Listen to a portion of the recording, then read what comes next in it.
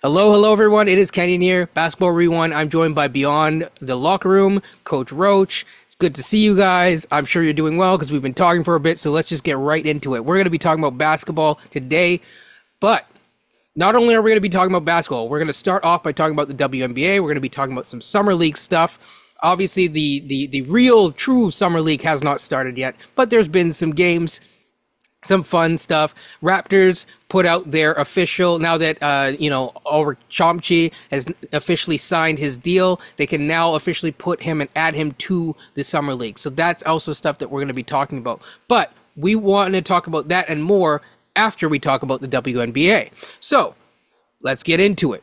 The WNBA. Thing is that is interesting to me is I have been watching a few of the games. We'll get into some of the broadcast stuff on a later episode. But what's interesting to me is all of the hoopla and stuff that people were putting out there about Caitlin Clark this, Angel Reese that. And guess what? Lo and behold, Angel Reese gets her wish. She said that she wanted to play with Caitlin Clark a few years ago. And guess what? The WNBA on July the 20th is doing their All Star Game. And who are they playing? Well, guess what? They're playing the USA team. It's not going to be just them. It's the WNBA All Stars versus the Olympic team of the USA. But that's going to be very interesting. Someone might get hurt. Hopefully, hopefully not. But those two girls have come to play. We'll just say that. I mean, Angel Reese breaking records. I believe Caitlin Clark breaking records. Caitlin Clark with the triple double, youngest triple double, if I'm not mistaken. Angel Reese is the one with the double double record, matching Angel Wilson, if I'm not mistaken. So it's been a fun start to Bird and Magic basically in the WNBA. Yeah, one clarification. As of today, she just broke the double-double record for, I believe, a rookie, which was Candace Parker. So, she is now Wow. numero uno. Wow. And based on her, I just want to say something on both of those girls. For Angel Reese, her efficiency has really gone up and really improved as the season has gone on. So I know people keep making the memes of her shooting bricks and then catching her own misses, almost like, some people on the Raptors. Or Andre Drummond if you want. Sure. But at the same time, she's not just doing that. She's also now, the other day, she shot two for three from beyond the arc. She was above 50-60% from inside the arc. I mean, it's you can't just make memes on that anymore. For Caitlin Clark, I do want to mention that her passing and she's been able to cut down on her turnovers lately, and they seem to your point, you and I were talking about this, Beyond, her and Aaliyah Boston. First of all, that's the only teammate that seems to stand up for her. But the other thing, and it seems to big her up a lot, but the other thing that I've noticed is that those two are now forming a little bit of a synergy. Any thoughts on that? Well, just on she just to kind of clean up some stuff on Angel Reese. She was 2 for 2 from three on Friday night. Shot one today, missed that one, but she also hit a mid-range shot that had kind of been lost in the shuffle, which to me is actually the more important shot than the three. Because if she can hit that baseline or that free throw extended jump shot, that'll open up her game a whole bunch. And I'll just make this point with the meme point about it. There's a guy called Moses Malone. He did a lot of that too. Last time I checked, he won a few MVPs last time I checked. Pretty damn good player. I don't know if you've ever heard of him. Check him out on Google, guys. So let me just go there. As far as the race for Rookie of the Year and what they've done, it is fascinating to watch. That's why I love watching young players grow. Because I love watching. It's almost like watching it's almost like watching the board in this case. We were talking about getting jokes about Star Trek the other day. Yeah, we were talking about that. Where it's just you just keep getting better and better. Yeah, it's almost like we were talking about that with Wemby. Right, exactly. Just adapt. It's these shields aren't working anymore. They've adapted. And it's so Angel Reese is okay, we mentioned the jump shooting in this case here, and her also finding the angles to finish.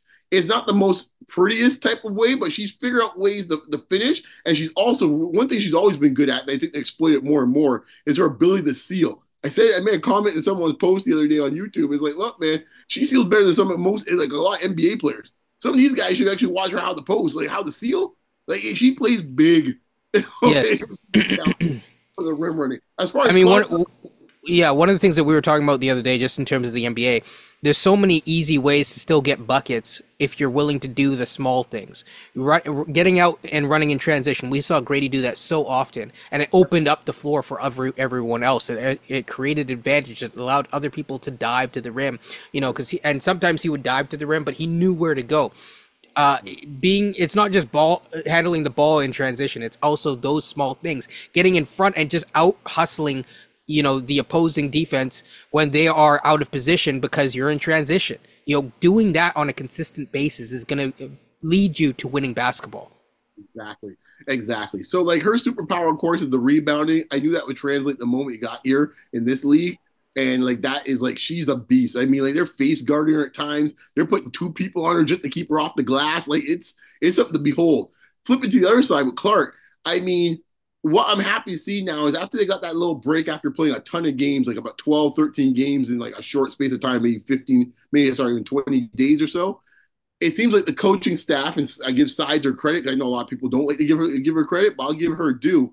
And it's a transition process. This is what people don't understand about growing pains. She had to kind of break her about the Iowa habits. And it's not necessarily a bad thing. She had to do what she had to do for Iowa. And she's now realized she's got more talented players to play with. She doesn't have to always go for 35-foot threes. And she's now looking for her setting up her superpower coming in was her passing and her vision. And now that's coming to the forefront as is opening things up for her teammates. And now you see her getting her offense a little easier. They're running her off her screens. They're running her on backdoor cuts. Ways for her to get her shot. And once in a while, she can drop a logo three, you could say.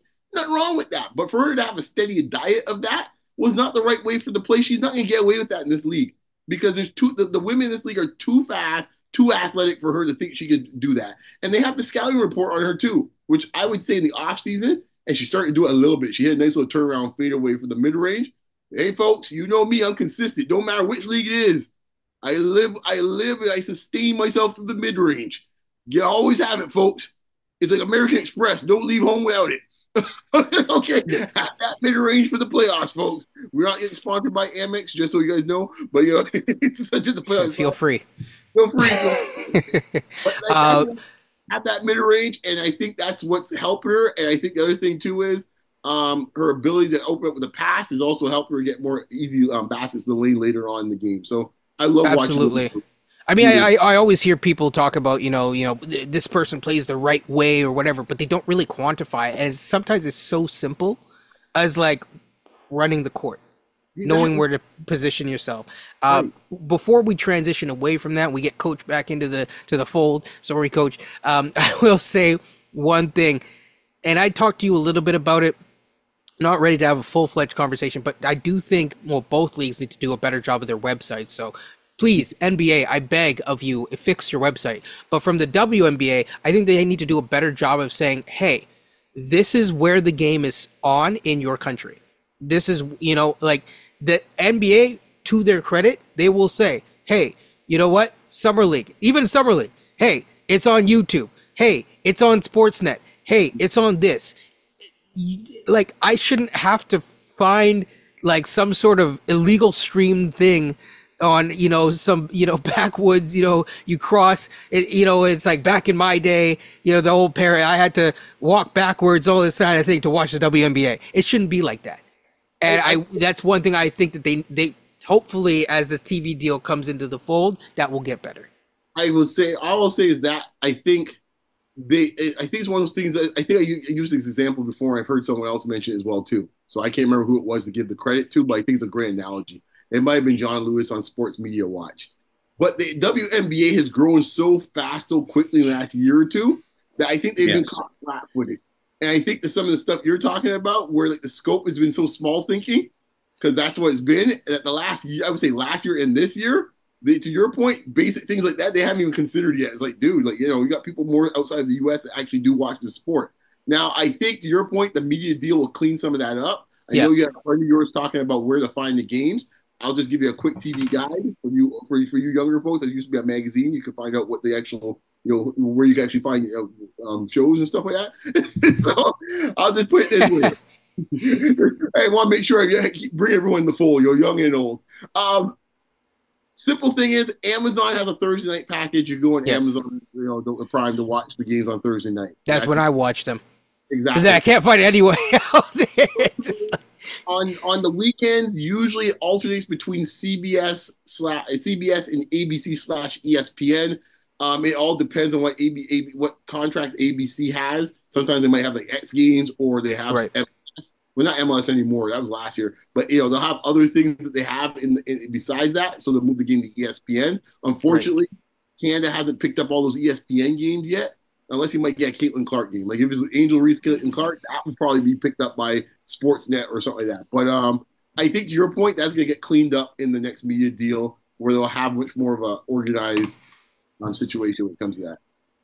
Fair enough. All right, let's get into Raptors Talk. So, Raptors Talk starts now. If you are here for the Raptors, if you clicked on the chapter down below, welcome. This is your time to shine. We're going to have a team in 2 years, man. Get on board, people. Exactly. So, here's the thing. We're going to start, I won't say what my dad would usually say. It's blank backwards. Beyond knows what I'm talking about. Anyone who's Caribbean probably knows what I'm talking about. But that being said, we're going to talk about the Summer League first. Then we're going to talk about, obviously, the free agent, bonanza that happened. We did really well in free agency as best as we could. And then, of course, some of the moves that have now trickled through and are now still kind of working their way out. Before I get into that, though, I will say Masai Ujiri, by the time this is listed and published, people will see that Masai Ujiri has had a presser to introduce, obviously, the contracts of Scotty, Quickly, and whoever the heck else, and, shaking hands, kissing babies, all that good stuff. So, by the time you see this, we're not going to comment on that. You will see that for yourself. It might get published a little bit sooner, but hey, enjoy that. So, Summer League roster. I'm going to just talk about the notable people because some of these people are not going to be really seen on the team. We just have to be honest about it. So, the first person that's notable is Drew Timme because he's a podcast favorite. We've talked about this man with his great beard and the Masters and all this kind of stuff, and he's now, for the short time period, he's a Toronto Raptor. I'm doing real work with that pivot, man. Let me tell you something, man. No doubt. Absolutely. Coach, do you like his pivot footwork? Drew Timme. Oh boy. Travel City, here we come. Oh man, I love Drew Timme, man. No, I do too. It's just funny. What is he, 26 now? He's gotta be 26 or 27. Like I mean, he might be older than Boucher at this point. No, but that's what I mean. He'd be the, that's what I mean. He'd be an old sage on the Raptors. Yes. Yeah. It feels like it anyways. I found out, so yeah, I know he's actually RJ's age, but still I was looking forward to this so bad. Yeah, he's 23 according to hey, lion. Wikipedia. Hey, lion. No. Says he was born in September of 2000. Someone needs to check that birth certificate. Yeah. Oh my goodness! True. I thought he was born no joke, like 98. Yes. Maybe 1998 or 1997. I actually did not think he was. Basically, he'll be 24 in a couple of months. Wow. So you're saying that he was getting the beers for everyone else in university? Yeah. We couldn't play through the whole COVID, man. We talked about that. He did actually. He actually had extra. He's not the only person, and that we were talking about today that had that. But still, he's definitely one that made use of those extra COVID years. I didn't look to a summer league as much as this one, man. Thank you, Raptors. Thank you, man. Yeah, you already, man. I would know. It's actually going to be fun to watch him. Obviously, there's going to be Jacoby Walter. I'm really excited to see that. Jonathan Mobo. We're going to see Ochai Obaji. We're also going to see Chomchi, who I talked about earlier in this episode briefly, and of course Grady Dick. Javon Freeman Liberty, who is on a partial guaranteed contract. That I think it's like $100,000 guaranteed until August is his guarantee date, and then it becomes, I think, a little bit more into training camp, and then there's different deadlines after that. DJ Carton, who is also on a two-way contract. We will see. So you have and then of course Jamal Shed and Tyler Perry. I will mention the reason why I mentioned Tyler Perry, not only because he might be a name that you may want to look at, because he may actually make it on our 905 team and be a permanent staple to that this upcoming year, but also because we're gonna potentially have his trainer on this podcast this week. So stay tuned for that. He is an Exhibit 10. To clarify, the player, not the director. Yes, yes, yeah, not Medea. As I've seen those jokes as well. Not Medea, people. Not Medea. Summer League team, man. I cannot wait. It's fun. It's really fun. We'd get some views then, man. No, for sure. Drew Timmy's camp is going to come on down. Where do you guys want to start? I'm an open book for this one. So yeah. Go ahead, Coach. Well, should we start with some of the players? Is that what you mean? Yeah. Like out of the players that I mentioned, do you want to talk about Walter? Do you want to talk about? Do you really want to dig into Timmy's stuff? Do you want to talk more about Chomchi, Grady Dick? Who do you want to talk about? None of those guys. Ochai. Oh, okay. So when interesting, you guys had mentioned to me about him being on the roster, and I had to do like the Rock's eyebrow went up for a sec, and I'm just like Jim Carrey, yeah. Why? Why is he playing on this team? He's going into his third year. We did it with Bruno one year, but Bruno was like 18 coming into the league, not 21 or 22. It's a little different. Coach, we did it with someone else within the past couple of years. Do you remember? Flynn. Yeah. Oh, Flynn. Yeah. I know that one. Flynn was out there like his barbecue chicken out there by the third. No doubt, he was killing guys out there. That is right. Fun. But this move for me though, I don't understand why they're bringing him on. Like I'd want to get Grady time. I want to get Jacoby Walter time, Mopo time. There are a few more guys on this team I'd rather try to feature in summer league. Ochai is going to probably be in the rotation in some capacity next year, but I think what this means to me is that they're a little worried about this if he's playing in summer league. They don't know what he is right now, or maybe where he fits on this team, and they need to see what exactly he is, and that's a little concerning to me right now. Could be. For sure. I mean, being a third year, because usually in your second year, you kind of give a guy a plan. This is what we want you to work on. Obviously, the Raptors haven't had that because they haven't been able to work with him for all those years. Ochai has been in a tough situation from an NBA standpoint because the second he got into the NBA, he was shipped out. Yeah, I do think that he's not going to play all of summer league. That happens a lot with guys in their second or third time go around in summer league. He might play the first few 2-3 games max, and then he might not be playing anymore, but we'll see. And you'll probably see the same thing with Grady as well, so that they can get deeper looks. But to your point, it is still a little bit, and I'm going to get beyond it in a second, but it is still at times a little bit concerning to have him there. But like I said, part of it could be that they haven't had. I'm just trying to give a nuanced conversation for our, everyone who's watching and listening. Sometimes they kind of want to have a deeper look when they haven't had that chance. Because again, when I said he was shipped out, he was literally on that Cleveland team for all of like 2 seconds and then shipped out for Donovan Mitchell. And then had 1 year in, or 2 years in Salt Lake City where they're getting guard after guard after guard like Keontae George, Bryce Sensabaugh, and it's easy to get lost in the mix when the team like that is kind of not, I wouldn't say a full mess, but a little bit of, they're just trying to see what sticks to the wall and they're not really prioritizing his development. So it'll be interesting, but it is a bit concerning. Beyond, what are your thoughts? I think that there's a couple of guys who are right now at the Last Chance Saloon right now, and he's one of them at the bar. I think right now Freeman Liberty. I can't remember which way he is. Freeman Liberty? Yeah, Freeman Liberty. I think the two of them are in a real pickle right now. And I think if I'm Ochai, like you gotta show up, and you gotta show out because you said something without I don't think mean to say it that way. But when you are a guard and all of a sudden they decide to start getting more talent from your position, what does that say about you? This is now 2 teams, right?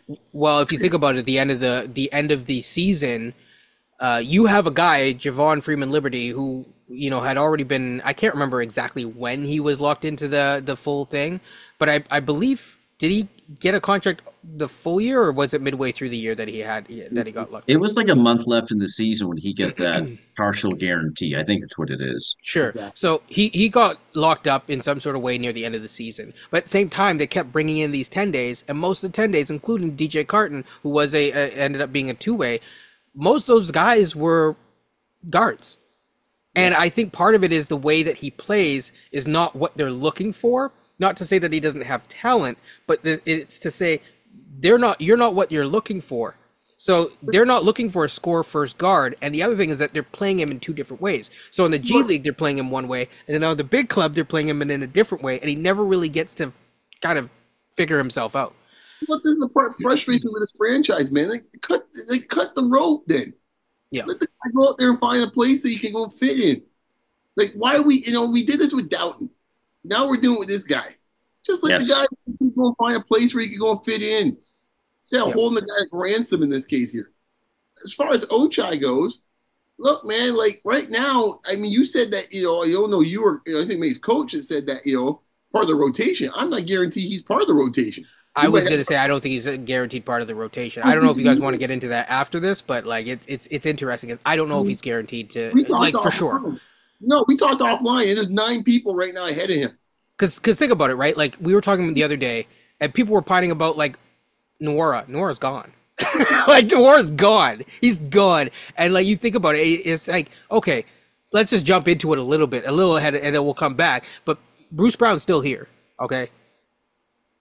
Bruce Brown needs to play, because if you're going to try to up his value to trade him, if you're a Raptor fan and you do not want Bruce Brown here, fair enough. I totally get you. I'm not against it. I'm neutral on Bruce Brown for this year. Personally, I don't care. I have bigger ambitions, but all I will say is that with him here, Darko's going to have to play him. So it's either you find a trade for him quick. Don't know when the last time we did that quickly. People can make fun of me and say it, but tell me when, people. Tell me when. When was the last time we were very concise with the trade? Okay? Usually we have months, and stuff like that. We needed 2 days in a draft to be able to do that. And we did a really good job when we did that. But needed 2 days of a draft, not 1 day. A lot of work, man. They had to go on vacation after that. That was a lot of work. That's true, but Bobby is on vacation actually right now. Good for him. So listen, works hard. So all I will say is this: is with Bruce Brown there, where does Ochai fit in? Because you also have to remember Gradey needs to get minutes. Ochai's undersized as a wing. He's not really a wing. He's more of a guard. Okay. Then there is, and Grady's development probably is prioritized more from a front office perspective. I would hope so. Jacoby Walter is the next person that I was going to get to, yes. And then obviously there's the starting guys where you have like guys like RJ. I don't know. He's like now 3rd/4th string, because if RJ's your number 1-2 guard, right, or 2/3 guard, and then you kind of see the same thing for Gradey and Jacoby potentially, depending on how Jacoby's defense catches on. Well, yeah, and the other problem too is he can't even play him in a backcourt lineup with either one of them, because they got the 2 point guards that just came in. That's the other thing, is that guard-wise, you have Davion Mitchell, and Grange said outright that, and we'll probably hear about it more tomorrow, he's your backup guard. Davion Mitchell is your backup point guard, at least until, further notice. 100%. Coach, your thoughts? I mean, Ochai he's a smaller wing defender per se. We got enough of them on this team right now, and our backup and our point guard situation. Quickly, Satal's one at like 6'2", 6'3". Davion Mitchell 6 foot. Shed's about 5'11". We're a little small at the guard position. We're a little small at the wing position outside of RJ and Gradey, who are not defensive stalwarts. Let's just put it that way. So no. Ochai needs to ball out in the summer league, and that 3 needs to catch. That 3 needs to catch. They keep saying how Ochai in practice he can make 100 straight threes, and it comes to game time, it doesn't translate. I've seen this a bunch of times. There's an old saying, open gym player versus not. It's like Patrick McCaw. He's probably the greatest dude in practice that we've never seen. Right? But he has to be the greatest practice player ever. Has to be. When it came to game time, I was like, I don't know what's going on? This guy's getting a lot of minutes, and I don't think that we're gonna have that leeway because we're gonna be, developing guys who, frankly, this is the thing. It's like you have guys that are on contract years, like Ochai, who's gonna be fighting for his life, and Davion, but you're also gonna have guys that, frankly, like I said, are for sure seem to be, even from a coaching standpoint and organizational standpoint, probably going to factor in for much longer because you're the one that drafted these guys. There's a little bit more equity that's built into there from an emotional standpoint and otherwise. So yeah. And I just want to say this to Javon Freeman Liberty: be wary right now because you might be Jeffed out very soon. Yeah, when all is said and done, I think he'll figure it out. We'll see what happens in summer league very shortly. Do you guys want to talk about Chomchi at all, or anyone else, or not really? Yeah, I mean, like, I wouldn't mind getting my thoughts on who I like to see in this case. I think Mhm. I'll pick a couple of different guys in this case. Like, I really want to see, of course, what Walter's going to do. I'm just going to go with the obvious because I think in a strange way he's been kind of been lost in the shuffle in this whole draft thing, which is weird for a first round pick. It's like, hello, first round pick, one top freshmen in one of the best conferences in the league in the U.S. Like, hey, and we're all into all sorts of guys, Chomchi and Shed, and everyone's talking about Mobo. I'm like, I can't wait. What about him? So I really want to see what Walter does.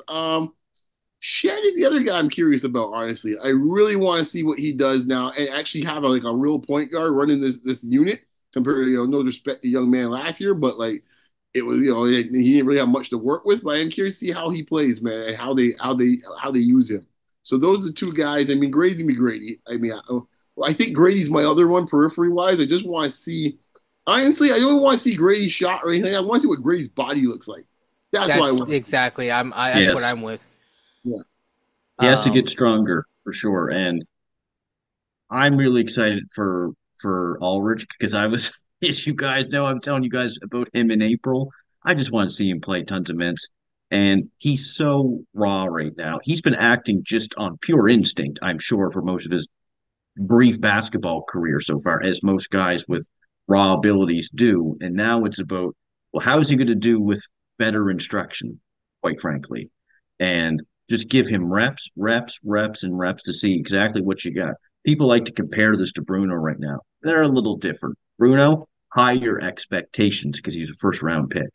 Chomchi, physically, he's more ready than Bruno was. for sure. I mean, I guess I'll say the guys that I'm looking for. I agree with you. Like Grady, I kind of know what he is at an NBA level. You just want to see him, like, he should look too good to be there. Yes. That's how he should look. That's how he should. I mean, you want to see like year three Flynn from Grady this year, right? Where it's like, I'm not supposed to be there. And ideally, you see something similar from Ochai, right? You don't want Ochai to be, if you're not in that championship summer league game, you don't want those guys to be playing. Shed, I'm very interested. But the more, I don't know if I necessarily need to see him play. And the reason why is counterintuitive. The more that I've watched him, I'm like, I like him. I already kind of know what you're going to get from him. I do hope that the shot hits, but it's a short time between the last time he played. I should actually say it's a long time between the last time he played real competition minutes. So I don't, some of these guys might just look rusty, but he's the guy that I agree. So, from that standpoint, I think it'll be interesting. And then, you just kind of like go through the roster and that's kind of like the mainstays. Walter, I'm very interested to see how they use him coming off screens or how they use him in different situations. And I also am curious if they pair him and Grady together with lineups with Shed. The one thing I will say before you go beyond is that I'm so glad that we have a guy like Tyler Perry here as well, where he's not quite I wouldn't be looking at point guard. He's kind of like an undersized two guard, the more that I've looked at his game a little bit. But what I will say is that him and then also Mobo, you have enough of a core there that like you shouldn't look incompetent for stretches when like a point guard is away. Yeah, You were going to say, Bjorn. Yeah, Mobo's gonna be interesting to watch for sure. I mean, I think most Raptor fans are probably most excited about him from the feel I get, just from seeing what's from the social media, from the guys that do typical I mean, Raptor. people are talking about him being like the second best, second. He's second coming of like Scottie Pippen or something. Yeah, that's going to be fascinating to watch him play. But I'm kind of curious to watch. He hasn't really gotten much say during the draft time. He's kind of been the forgotten man. Brendan Carson. Yeah. I'm curious to see him because right now. Oh, right. The 7-footer. Yeah, there's an opportunity for backup minutes on this team right now. I think he's a two-way though. I think that's what he's a two-way. He's a two-way, yeah. But it doesn't mean he can't get a few minutes at some point. No. I'm just thinking of because Carton's fighting for his life basically. Yeah. He's the third two-way guy. So a guy like Tyler Perry is actually fighting for a two-way spot, or he's fighting to basically get waived. This is what JD explained to me. You get an Exhibit 10, then they bring you into training camp, they waive you, and they pay you more than the $50K that you would have got otherwise as a normal G League. So you're still fighting for money. Coach, you were going to say something. We're talking about certain guys we want to see play. I want to see how the team plays with Darko's system because there's something interesting that's been going on over the last year. They tried to make Precious Achiuwa an offensive hub. We knew how that was going to work. We know that Chris Boucher, the way that he plays basketball, doesn't fit Darko's style, quite honestly. Jonathan Mogbo, I know some people like to say, oh, maybe he's like a Precious Achiuwa. No, I don't see it at all. This guy really operates with a high post. He has very good vision. Yep. Sorry. Yeah, and no. I mean, like I didn't say that. Okay. Okay. His basketball IQ, I think, offensively and how he sees the game, quite frankly, is just different than Precious. Precious has his skill set. I think Mogul will have his. I mean, Coach, I think he's just more aware of who he is, right? Like, that's probably the nicest way I can say is that Precious does not know who he is right now. And you know, sometimes it takes a bit of time to realize you ain't KD. But sorry, continue. Right. But Carlson is the stretch big that maybe they've been looking for. He might be the Kelly Olynyk 2.0 once Kelly's gone. If Carlson develops and he's with this team. So you're going to have a summer league team. I'm taking the guess here that fits the style that Darko wants to play. Guys who are able to make decisions on the fly, pass, dribble, shoot a little bit. And I'm happy for Jama getting the head coaching job to do this. I think he coached Summer League 1 year before. Yep. And, you know, as I told you guys, I've been watching Summer League for since 2006. Joey Grant, Andrea Bargnani. Last year was rough. The worst I've ever seen. This team this year, I'm actually excited to see because we have so many like first-round picks, second-round picks involved with this team, along with some 905 guys. You don't have to teach too much. I don't think you're really teaching guys how to shoot or do a lot. The only guy you might have to teach them is Ulrich because he needs development time. Other than that, about how some of these guys like to play and incorporating Darko's style, I don't know if there's going to be such a leap for that, which is a good thing. Yeah, absolutely. I mean, it definitely is interesting to see from that standpoint. I think you made me think, and I know some people are going to think I'm trolling. I'm not.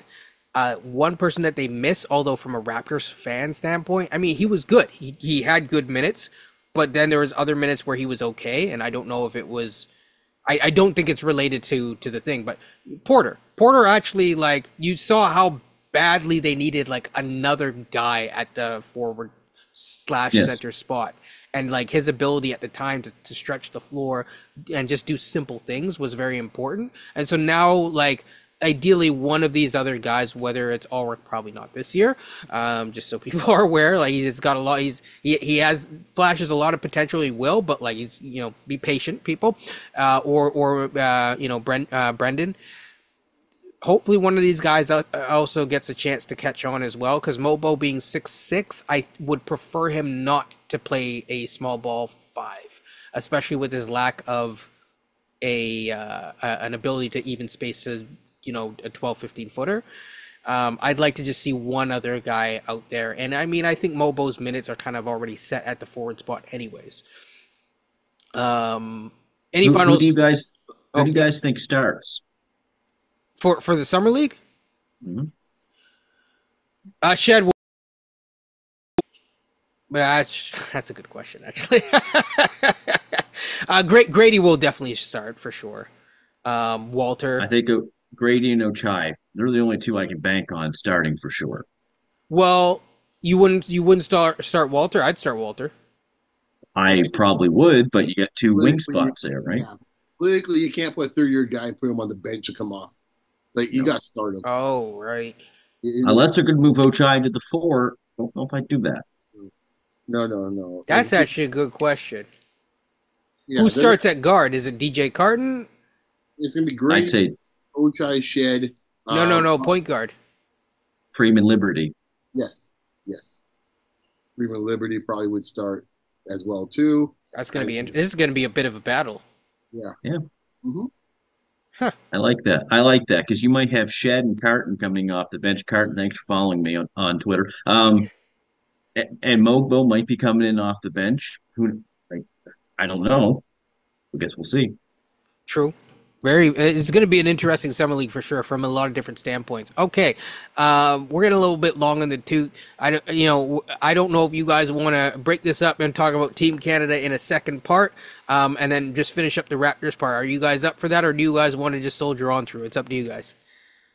well, I ain't got nothing to do, so I'm good. I have nothing Okay. to do. I'm just back in Ontario, so I'm now that I'm well rested. I'm ready to go. Watch Okay. this, So, watch this little Chinese point guard gal here is giving Charlotte the business right now. oh man. Well, so this is what we'll do. We'll finish up the Raptor stuff, and then we'll go right into. Then we'll just take a short, commercial but non-sponsored break. And so basically, this is what we're going to talk about. First things first. We're going to talk about the rest of the roster in terms of the Raptors. So the free agency kind of wrapped up. I think all of us kind of already talked about it, so we'll just keep it short. I think Philly did the best job that they could in free agency of all the teams. There's obviously some free agents out there. Gary Trent is one. Nora, for those of you who are Nora fans, he's out there as well. And there's also a couple other players like Markel Fultz, Tyus Jones that are out there. I'll just say briefly that the league is so talented that, number one, there might be the time now to talk about like an expansion. I think Adam Silver was hinting at it, so that's something that's interesting. We probably don't have the time to get into it today. However, what I will get into is the remaining parts of the roster. Is there anything you guys want to talk about before I get into Mr. Sasha and Mr. Bruce Brown? I think going back to your term in this case here, we got backwards in this case. Put it that way. You need to talk about those two first before we talk about the rest of the roster. Okay, cool. So Get out there. I don't remember exactly how I talked about Sasha, but I do believe I think when I talked about him, and you guys can rewind the tape if you want. I think I said I'm not sure if he's going to play. I'm fairly certain that I've repeated that. I know that there are other people that were very confident that he would play and were really excited to see him play, but I was not certain because I had been following this stuff in Sacramento for a while. I don't just look at player stats, and I don't look at their advanced analytics and assume that they're going to be a value add, because there's also like a behind the scenes political play that oftentimes plays into this. And so we got a second round pick. We got a second round pick for a reason. We got a second round pick to deal with the headache that is now Sasha Vezenkov. He wants to go to Europe, from the sounds of it. Grange is saying he's staying.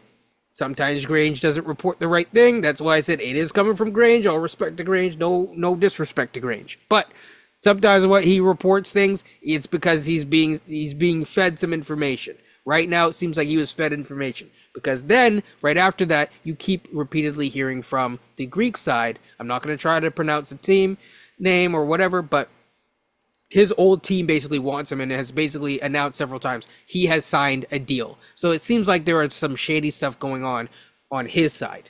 Your guys' thoughts on that before we get into Bruce Brown? Oh man. Why is everything, is it me, or it seems like in the last few years everything is messy with this team? You're just a hater, man. No, it's like the Real Housewives of Toronto. Like there's always something. Like, just think about it. It's always something. We got guys out here right now going to get charged in New York. In this case here, they're playing for a team like a couple months ago.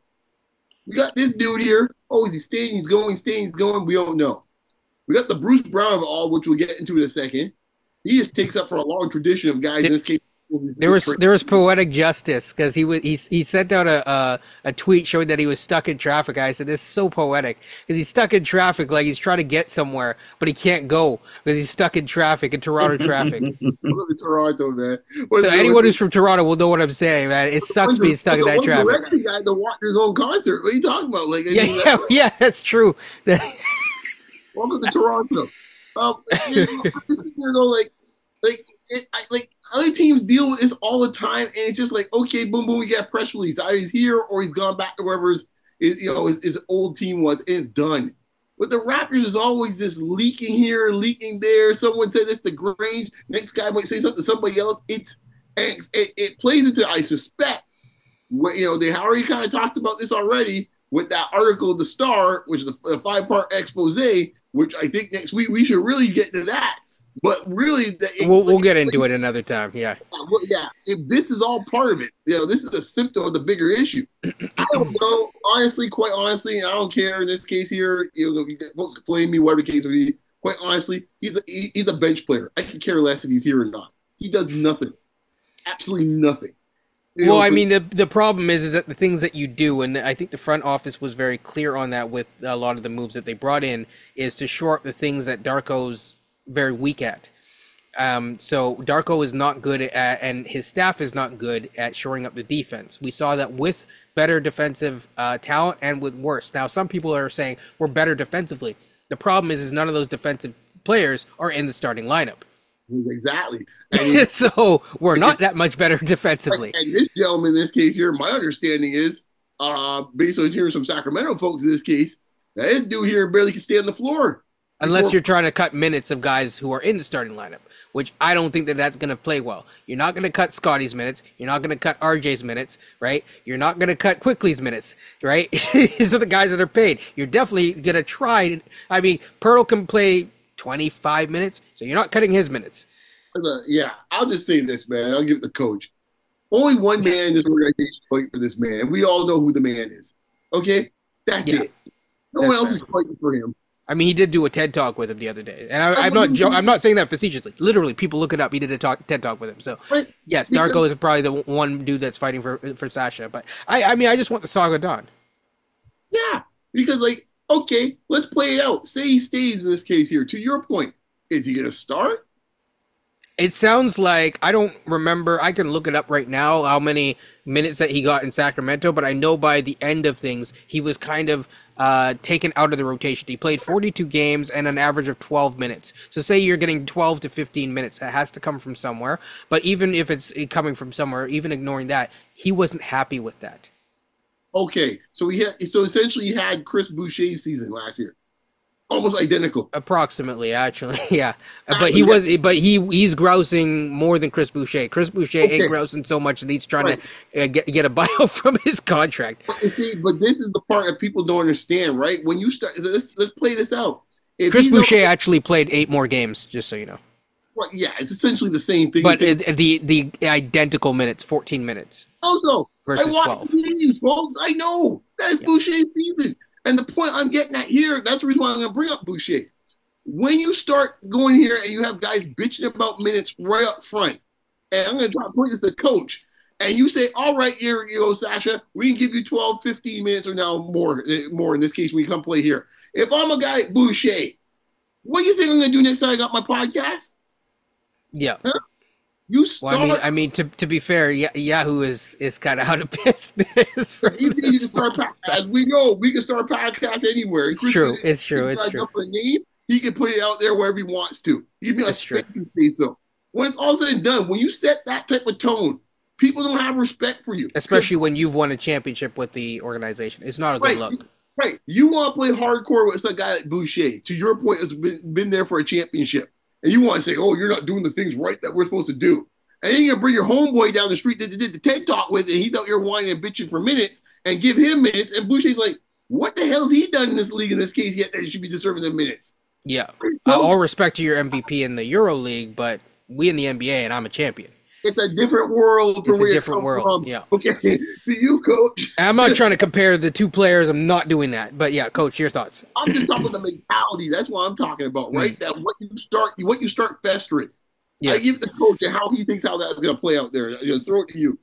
No, it's absolutely terrible. He doesn't want to be in the NBA anymore. Why do you want a guy who's probably going to hurt your team around, hurt your team chemistry, just especially a young team, where you have to start prioritizing your development of your younger players? Like, I think we should I'll play him ask you more. guys, whose development should you prioritize? Grady Dick or Vezenkov? Vezenkov. Ochai or Vezenkov? Vezenkov. I would prioritize Ochai. I'm just And saying Grady. that Oh, I okay, have you're ulterior joking. motives. Okay, you have, of course you do, yeah. Jonathan Mobo or Vezenkov? That's a little different, but Vezenkov. Kenny was out there watching U.S. Team Select video today. Oh man, No doubt. No doubt. It's a hard knock world, man. Vezenkov all the way. He's earned his spot, Vezenkov. MVP. That Come is on the down, one man. reason I keep him around, man. That's for Because here's sure. the thing, I don't think it was Doug Smith. It was, I want to say, Evan Sidri or Keith Smith. Keith Smith actually outlined it in his article. I probably won't be able to link it down below, but people should check it out.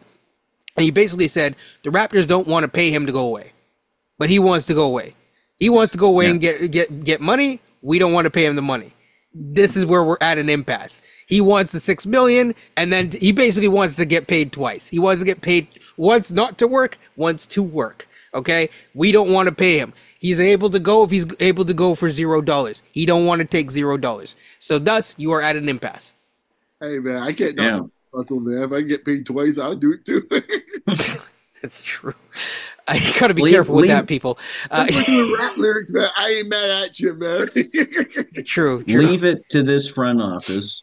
People are probably not going to like it, but whatever. Leave it to this front office to go get a guy when you trade your best player, get a guy who doesn't fit on the team moving forward, and then you trade for another guy who doesn't want to be on the team moving forward.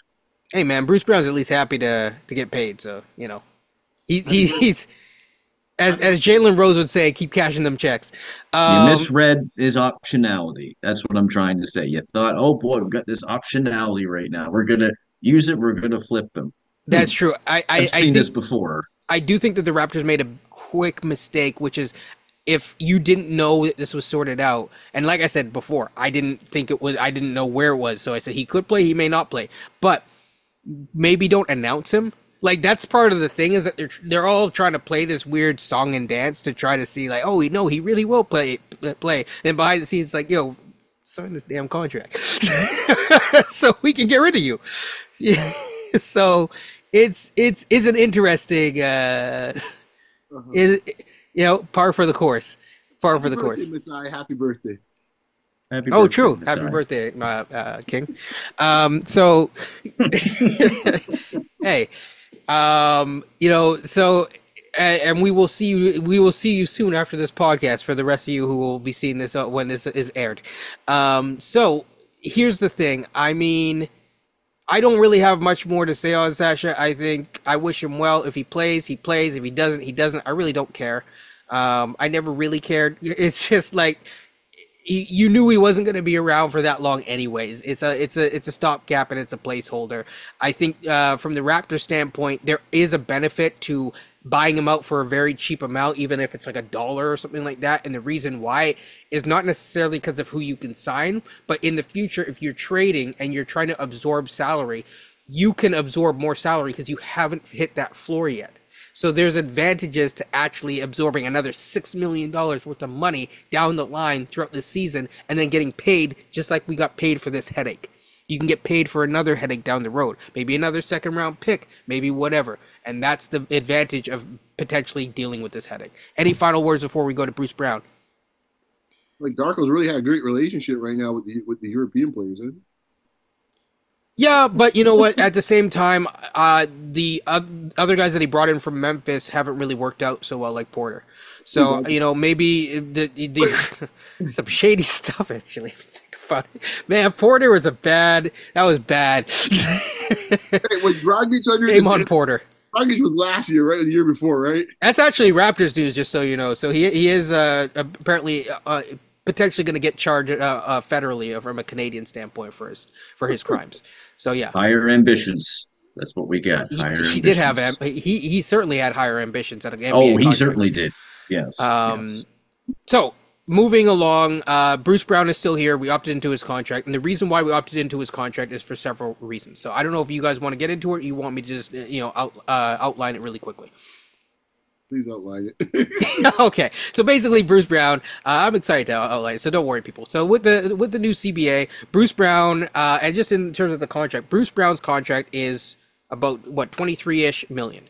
The challenge is that Bruce Brown's quality of player, since people like to evaluate human beings, fine. Bruce Brown as a player is probably not worth that much money that he's getting paid currently. The other challenging thing is to get up to that. If you want to give up a young player, if you're a contender, forget about the cap or the second apron or whatever. If you're a contender, you're giving up a young good player, or even a player. The next Nickeil Alexander-Walker is really who the Raptors are looking for in a deal. The challenging thing is that a Nickeil Alexander-Walker in the future is like a $4 million player to a $2 million player. You still have to come up with the rest close to $20 million. And so there's not a lot of players that are making that much money. There might be some things that open up closer to the moratorium, in December or whatever. But right now it seems like Bruce Brown's kind of stuck where he is. He's happy to get paid and be stuck, but he's stuck. And so we will see, it's a TBD. But he probably needs to play because, number one, he's a good enough player that he should, he factors into the rotation. But also from an optics standpoint, yeah. There's another thing that I haven't really mentioned. I'm sorry, people. If you hate me going back in the past, I'm going back in the past. Skip past this part to the end of the podcast and listen to part B. Okay? Deals with Siakam. If you get nothing for Siakam except for picks, right? Obviously, yes, we got Jacoby Walter, but we forget that also, we gave up a pick. And I'm not talking about the OKC pick. We actually lost our pick. Why is that important? Is because the optics of it is important so that you don't continue to eat egg on your face. They kind of admitted that it wasn't the best deal that they got for Siakam. So if you then let this guy go and you don't get anything from it, then the Siakam deal, and this is even how people framed it on Twitter or whatever, or X or whatever the heck, people deal's not done until Bruce Brown's traded. So you have to keep it going. So until Bruce Brown's traded, that deal isn't done. So you can say, well, we have to wait to see what we get. We have to see how everything pans out to see whether or not we can evaluate that trade. The front offices actually feel that way too, because they're trying to evaluate, and they're also trying to put out at the end of the day, they're in charge of marketing for your franchise in some sort of level. So you're trying to say, it's a front that you're putting up and saying, hey, Bruce Brown's valuable and we can get stuff for him. That's why I joke and say, what is the Bruce Brown of the Bruce Brown deal? Did I miss anything? Did I stutter? I'm just kidding. But seriously, did I miss anything? That's pretty thorough. I don't think, even if you did, I don't think. Probably more thorough than most people want to get into. Believe me, I've heard folks actually get paid for this, don't have it as thorough as that. Okay. Yeah, so you did fine. Look, man, all I kept hearing when you kept saying this, I just kept on thinking in my head is John Collins. That just kept running through my head. Yes, true. That's a very good one. Yeah. It was like every year John Collins on the block. Well, this year Atlanta's going to trade him. Well, this year Atlanta's going to trade him. Then they finally traded him and pretty much for Rudy Gay. Right. Who did not play. They bought him out. Right. They bought him out pretty much for like nothing. Right? Yeah, I think technically Patty Mills, but even though Patty Mills too did not really play. No. This is what I'm talking about. Diminishing returns, I think, is what the phrase we like to use in this case. To your marginal utility. The degree was useful at some level. Exactly. You're gonna get some economic terminology here. Like at some point, man, you gotta get off this, man, because right now it's depreciating fast. Yes. And that's what's gonna go ahead, go. Beyond, go. Sorry, my apologies, Beyond. The CBA now puts it even more in jeopardy because there's even less options out there than before. Go ahead, Coach. Yeah. No, you hit when they traded for Bruce Brown, it wasn't so much we want Bruce Brown so bad. We want the optionality. We want the contract. Yes. And then once they get Bruce Brown, oh great, we have this optionality. But Remember they when they said that came they to could realize, re-sign him. yeah, when they finally got him, they realized, oh wait, there's like 29 other teams that don't want him. Not him specifically, it's the contract. So you bragged up all this optionality, the team option, but the new CBA, there's these high contracts and these minimum contracts. The middle class of the NBA is dead or going to be dead very soon. So I'm just like, you misread this whole Bruce Brown thing. I can make an argument. You guys might laugh over this. Okay. Jalen McDaniels netted more in a deal than Pascal Siakam, which is Oh, freaking unreal to believe. Easily, easily. But think about what you're are just you saying right including there Kelly too. in that? I just, because someone's going to bring that up. What's that done for us? Oh, damn. I'll be rooting for him later this He's month. looked pretty cool passing and stuff. Yeah, And you also know that you need rim protection. He's helped to teach us that. fair enough. Yes. Okay. Great. I'm not saying he's not useful. I like Kelly O in this case. I like him too. He's a good player, by the way. I think Beyond thinks he's a good player. Just I do. I just think these guys are additive players. Additive. These are not the main ingredients. We have additive players. They're fine when you're on a good team. They're great. Bruce Brown, even. I'm not even a Bruce Brown guy. I think what people forget with these things is that like there's a time to get role players and make those marginal moves, and there's a time when you don't make marginal moves. We're not in a position where usually you make marginal moves when you're contending. So you make those little small whatever deals. I'm not even gonna bring up a small deal or whatever, but like a small deal to get someone to basically bolster your roster to try to go for it or to try to get to the next round or whatever. We ain't in a round. we're maybe at the play-in, which we will talk about in a future episode in terms of standings. But yeah, Coach, you were going to say that pick you gave up was Isaiah Collier. Let's just remember oh, that. true. I Now forgot about he that. I might be actually pretty good. legitimately, yeah. He's still the number one ESPN top 100 high school recruit. Let's just remember that now. Let's see what he's like. But that's what you gave up. You could have had Walter and Collier. Well, that would look pretty good off your bench moving forward. Not bad. My thing with Olenek, I like Olenek too. I'm not trying to dump on him. I think he's a four. I think he's a power forward in the league. And you try to use him as a rim protecting center, that's not going to work. Your defense will suffer. You need that is my issue. Athletic five. Yes. You have Christian Koloko still on this team. Looks great. Looks really great. But when he's your five, Hurdle. That's the way they save this team right now, man. That Koloko has some miracle recovery. That's really it. Unlike Porter, don't bet on it.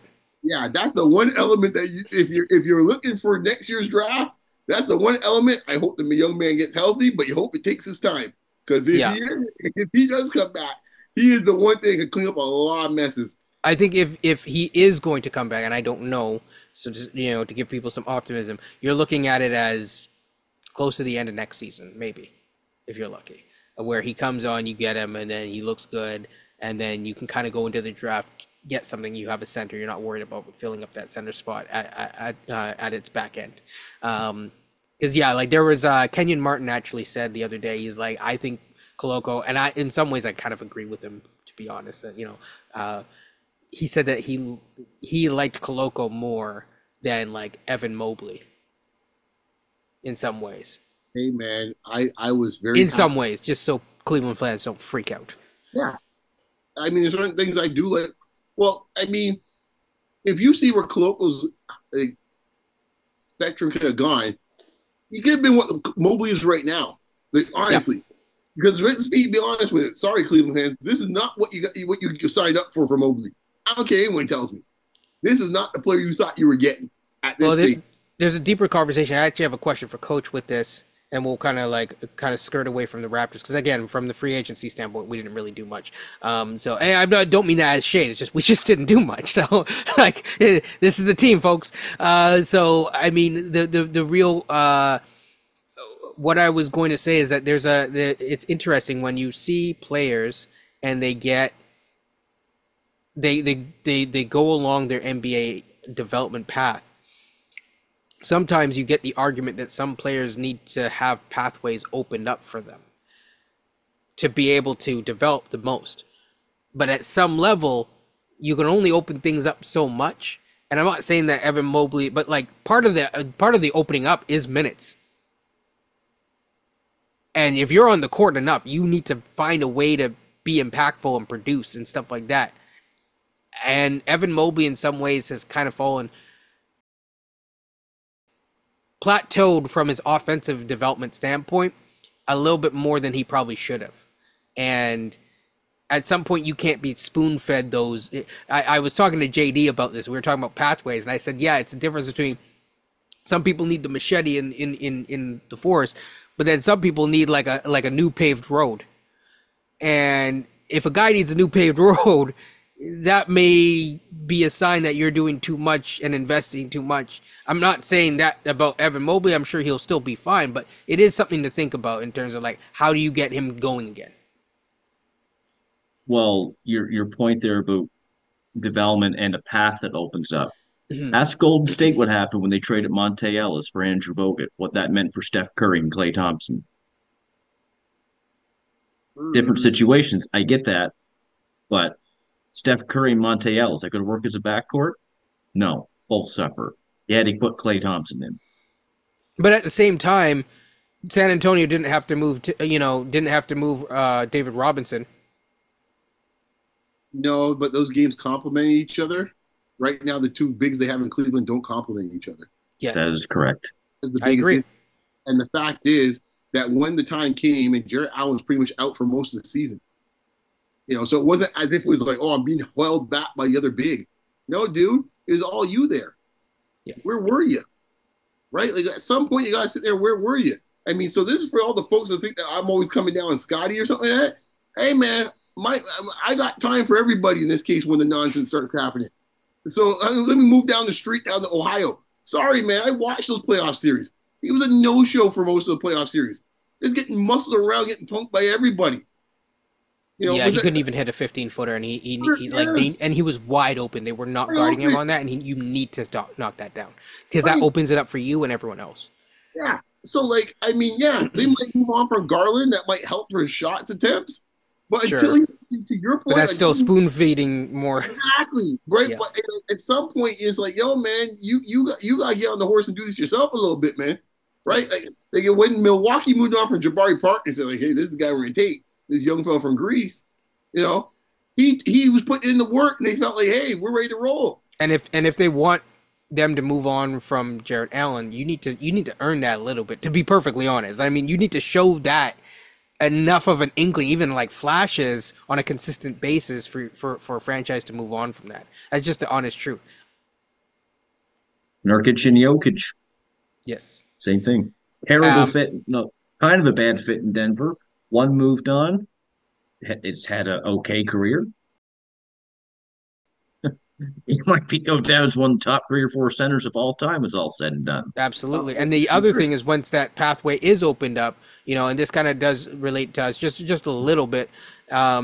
You have to now, like for Scotty, for example, now you have the whole team investing in you. You're going to be the highest paid player in not this year, but the following year. You need to now take that and run with it, and that's it. And then from there, you can see where you go. So it's interesting to see as these guys now mature with their games from that rookie class to see what the future is. It's a really good rookie class still, very good rookie class. I think it's underrated in some ways, honestly. Whether it's Scotty, Kuminga, some of these guys are coming on late and really being very impactful players in different ways. I'm not here to say what people's ceilings are, but it's just interesting to see how that class is going, whether it be injury or non-injury, or whether it be. There's guys that I think. Keon Johnson, he's gone. I have not heard from him in a minute. He's that dude was. People were mocking him to us at one point. So it's just interesting. Any final thoughts before we get out of here for part A? Yeah, man. I think when it's all said and done, I'm glad the Raptors weren't too aggressive during the free agency, because I think there's a bigger picture we've been hinting at. So yes. I'm happy that The future's bright, people. Don't worry. And I again, not saying that facetiously. I'm not going to keep prefacing myself, but I mean that.